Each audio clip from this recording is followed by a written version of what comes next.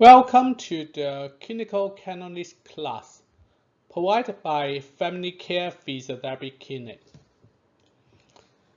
Today we will go through some position that we need to instruct the patient to achieve for our assessment and treatment.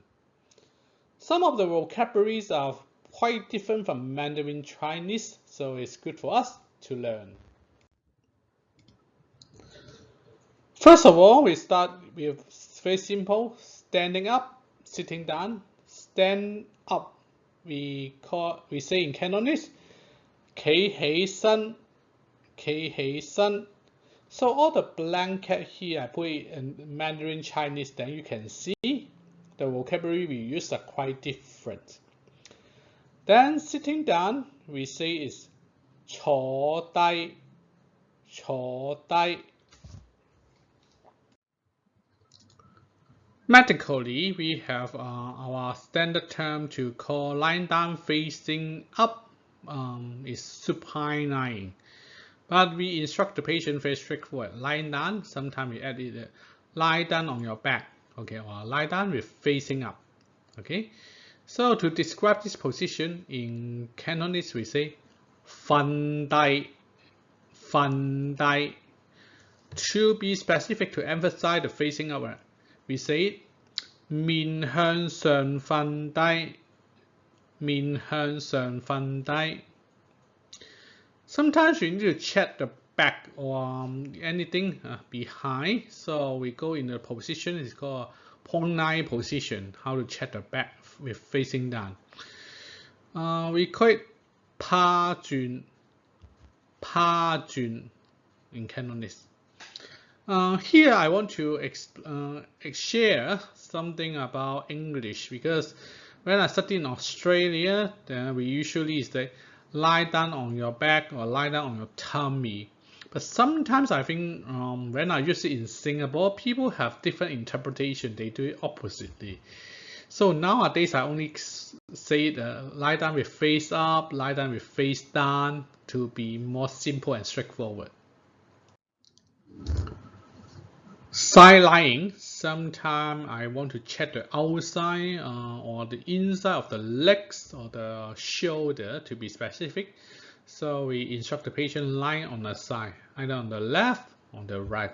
I say it once in Cantonese, say 向左側瞓, 向左側瞓.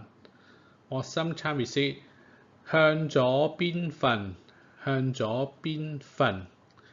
To the right, 向右側瞓, 向右側瞓. Or say 向右邊瞓, 向右邊瞓. Then this term, this instruction I use very frequently, because after checking on one side, we need to compare the other side. We say change to the another side. No matter upside down or left side right, okay, change to another side. But in Cantonese, quite simple. We say 調轉, 調轉. Or sometimes we say 反轉, 反轉. Of course, we have left, right, so I also write down here for you up and down. Most common direction, up, down, left, right. Up and down, we say in Cantonese, 上下, 上下.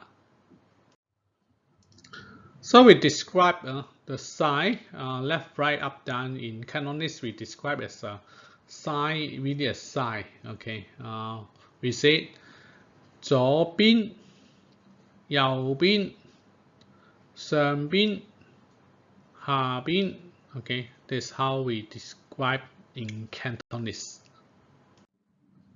So far, not too difficult, right? Because we only go through some phases. So, are you ready for sentence? We will learn sentences next lesson.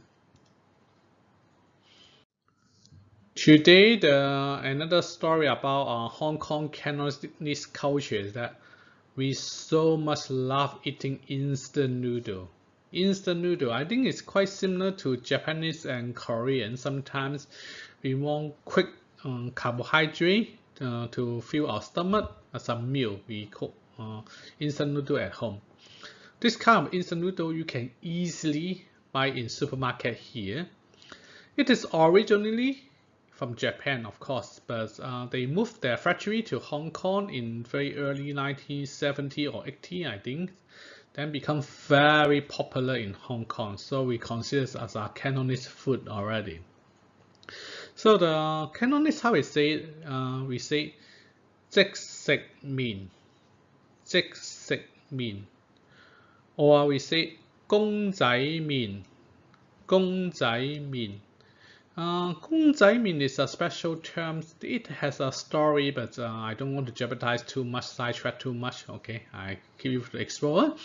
And not only this one, I want to introduce is that what is the recipe we usually have it. I think here I'm not very sure, but some people make it quite not that very standard. We have two ways to make it. Either we make it with soup or we make it with stir fry. The common mistake, I don't know, I just assume. Common mistake is here is that the people boil with water and directly add the powder and eat it. It is so wrong, okay? Because it will make the soup quite cloudy. You know the outside of this kind of instant noodle, this we say is a layer of rest or a layer of preservatives whatsoever. So usually the first procedure is to put in boiling water for 3 minutes, make the noodle spread out, okay, and soft or tender enough, okay, to eat. But most importantly, we need to discard all the water that you first boil it, okay, and add another bowl of water and then serve with the soup powder.